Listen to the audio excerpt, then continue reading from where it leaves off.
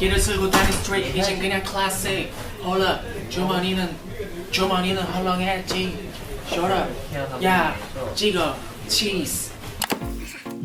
อันนี้น่าจะเป็นคีโนพาร์ทหนึ่งนะคะคีโนพีทีหนึ่งนะคะหลังจากที่เราคอยมาแสนนานอีกแล้วนะคะนานมากกว่าเราจะไปค่อยเลยไปสู้จนได้มันมานะคะกว่าจะไปตามติดจนมากว่าจะได้มาดูกันว่าจะได้ของครบไหมนะคะเราสั่งแบบแกะไปนะคะแล้วก็ไม่รู้ว่าพอมันมีปัญหาเนี่ยมันจะได้แบบไม่แกะมาหรือได้แบบแกะมานะคะก็มาดูกัน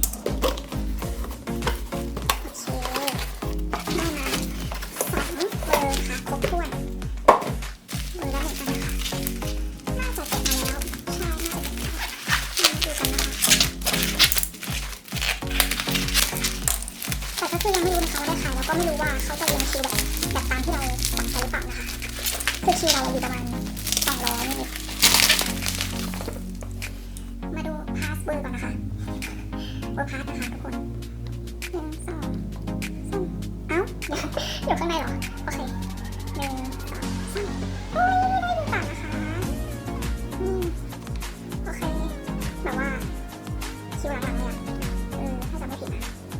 ต่อมานะคะไปกันอย่างรวดเร็วต่อมาเป็นเบอร์ฟิวเจอร์นะคะสีส้ม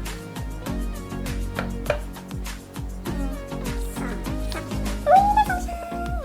โอเคเลยน้องสองชั้นนี่นะคะอ้าวให้สองชั้นนะคะโอเคก็ถือว่าเราได้ของมาครบนะคะหลังจากที่รอมานานมากเราจะไม่เอ่ยชื่อร้านแล้วกันเนาะถือว่าครั้งนี้ครั้งสุดท้ายนะคะที่เราจะสั่งกับเขาโอเคค่ะ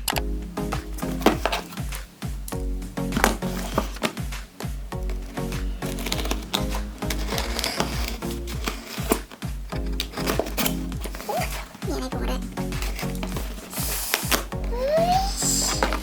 คือต้องบอกก่อนว่าเราสั่งแบบแกะนะคะซึ่งลำดับเราอยู่ที่90กว่าจาก200มั้งกูไม่ได้มีนะเดี๋ยวก่อนจะมุยยังนี่นะ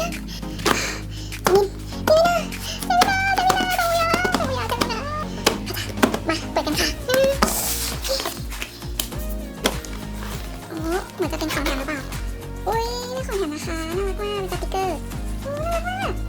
อุ้ยให้ดูใกล้ๆน่ารักมากมีคีบินอีกอันนึงไม่ใช่นี่ดูน่ารักมากที่เราสั่งใน2 บั้มนะคะเบอร์ละ1 บั้มนะคะเฮ้ยไม่ได้เลือกการ์ดมาข้างนอกใช่ไหมกด99เป็นกำลังใจให้เราด้วยนะคะทำมันมากตอนแรกก็จะแกะดีๆให้ดีละนี่นะคะแบบเก็บมาแล้วนะคะเรามาดูเวอร์ขาวกันละกันเหมือนเวอร์ขาวเหมือนการ์ดจงอูจะมาแค่4 ใบถ้าจำไม่ผิดไม่รู้แต่ก็คิดว่าคงไม่ได้หรอกแต่ก็มาลุ้นกันค่ะว่าจะได้ใคร1 2 3เฮ้ยยังเหมือนเขาเรียกอะไรเหมือนซื้อมาแกะเองแต่เปล่าให้ร้านแกะมาแล้วแต่มาดูได้ใครนะคะ1 2 3อุ้ยพี่จอนนะคะหล่อมากวันนี้โอเคไปนะคะต่อเบอร์นี้ค่ะวันนี้ก็น่าจะมากี่ใบวะจำไม่ได้8 ใบมั้งจำไม่ได้มาดูกันค่ะมาค่ะลุ้นมาก1 2 3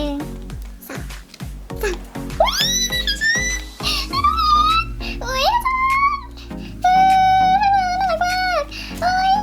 ใบนี้ในเกาหลีก็คือแบบแย่งกันมากนะคะแล้วก็ราคาแพงมากถ้าจำไม่ผิดนะอุ้ยน้องแฮร์รี่เบลแล้วเย่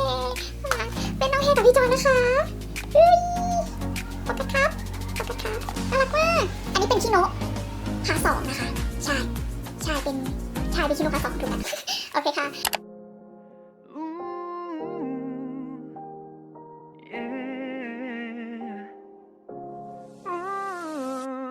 I wanna be a somebody.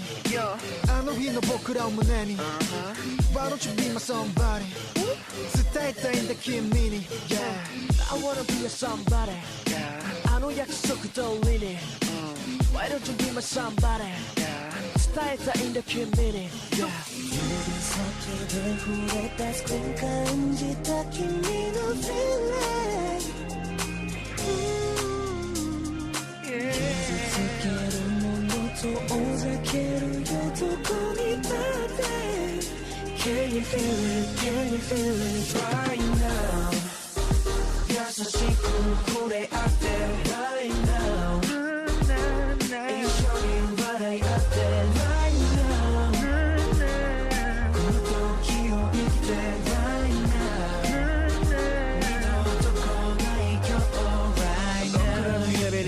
ったその目で見えないもの買った寂しさなんかも忘れた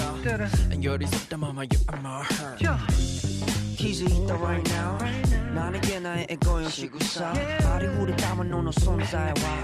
そのどつとつく先ださ君の笑顔映すスクリーン隠した僕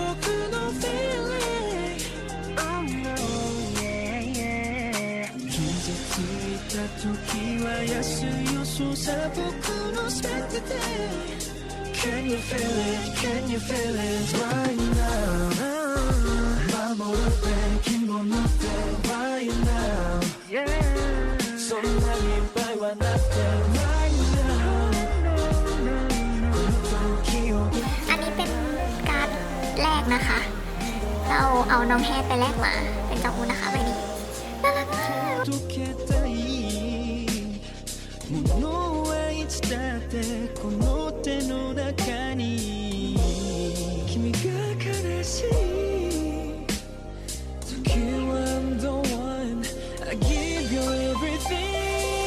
I wanna be somebody Yeah Why don't you be my somebody Be my somebody right now I wanna be a somebody Be a somebody Why don't you be my somebody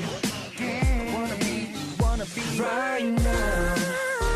優しく触れ合って right now 一緒に笑い合って right now 時を出て right now 見たとこない今日 right now right now right now right now